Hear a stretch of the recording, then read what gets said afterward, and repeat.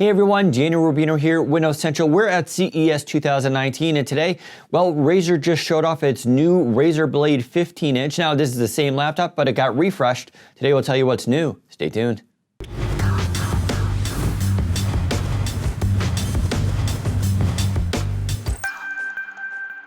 All right, so when it comes to the Razer Blade 15, the design is still the same. It is a hair thicker now, but you really won't be able to tell. And the overall look of it is going to be the exact same. There's also still that Mercury White edition, so if you've been wanting it, it's not really limited anymore, although it is limited by choice. But let's talk about what's new here. So the big change is going to be those NVIDIA RTX graphics. Yes.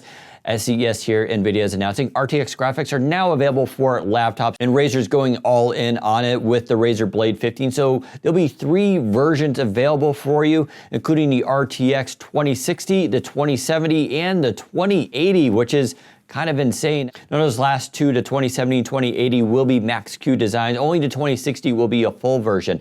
Now, the other big change here is going to be Windows Hello infrared camera is now finally built into the device, so you can just log in with your face, something I've been waiting for a very long time.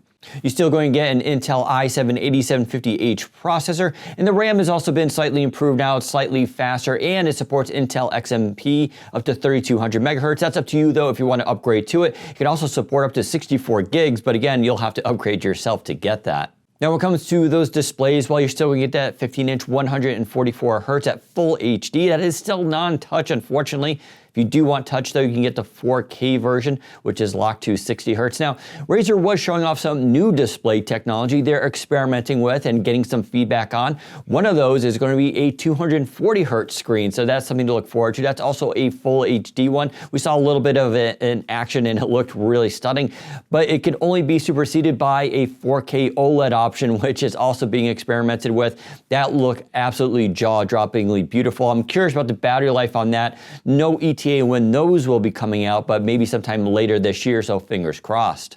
All right, so there's a quick look at the new Razer Blade 15 Advanced option with RTX graphics and Windows Hello. I'm very excited about this. I think Razer has finally figured it all out, but leave me a comment below. Tell me what you think. Don't forget to subscribe, and thanks for watching. Take care, everyone.